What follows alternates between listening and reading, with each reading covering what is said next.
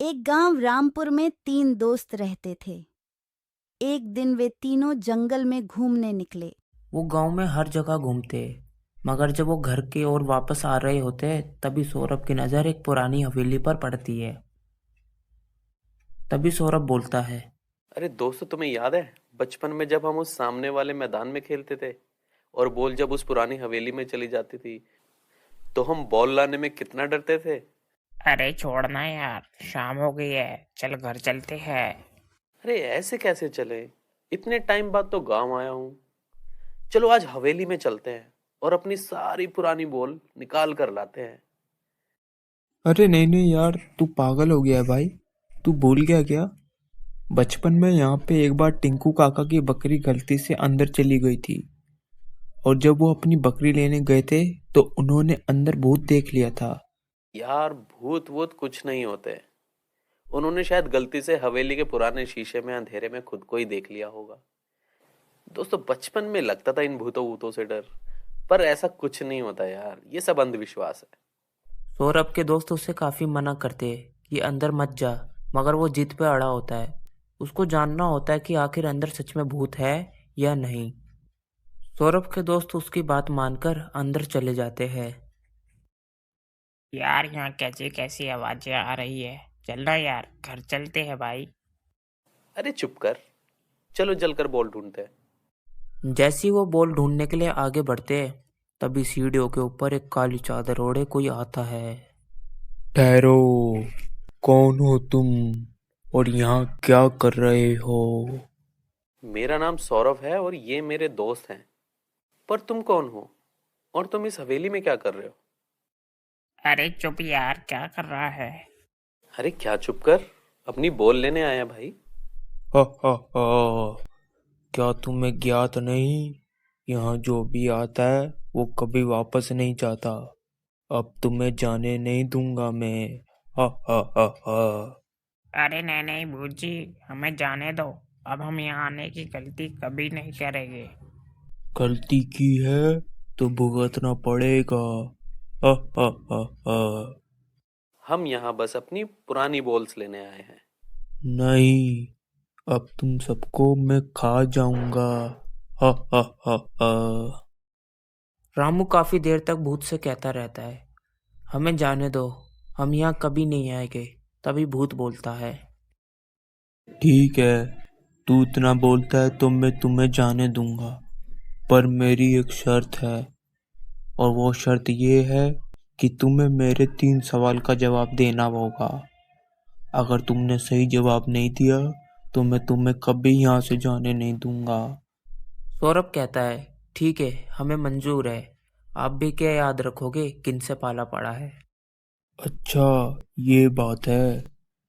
ठीक है, मेरा पहला सवाल।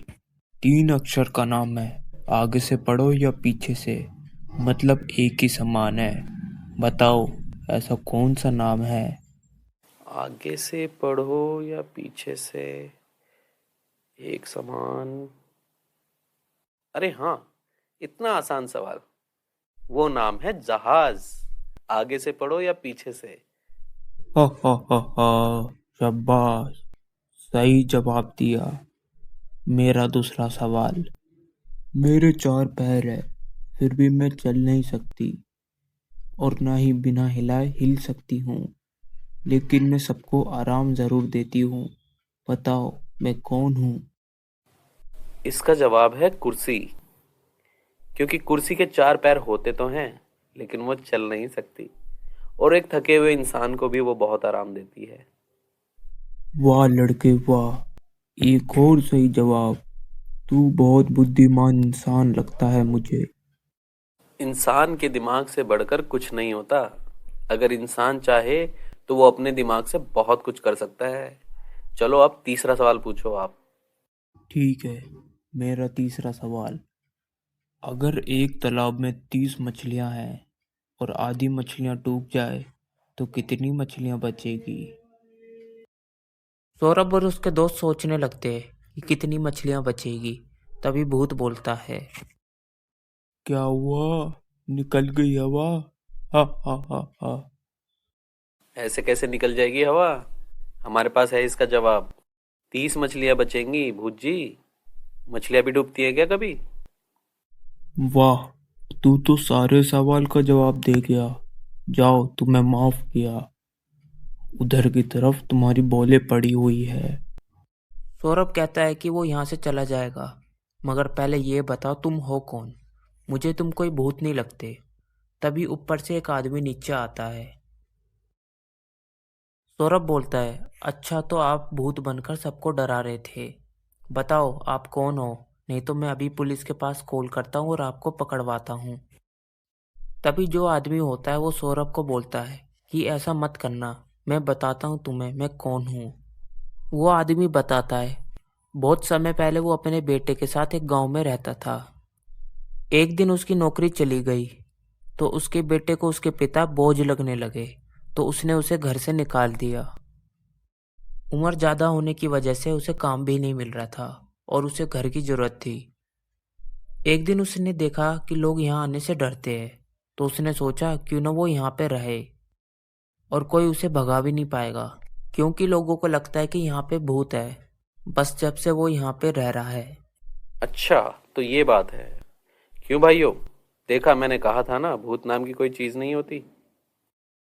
बेटा, तुम्हारे हर सवाल का जवाब बहुत अच्छा था। चलो बेटा, अब तुम यहाँ से जाओ, बहुत रात हो गई है। तुम्हारे घर वाले तुम्हारी फिक्र कर रहे होंगे। मगर याद रहे, ये बात किसी को मत बताना मैं यहाँ पर रहता हूँ, नहीं तो बेटा मेरा ये घर छूट जाएगा। आप फिक्र मत करो भूत जी। मेरा मतलब अंकल जी, अब हम किसी को नहीं बताएंगे।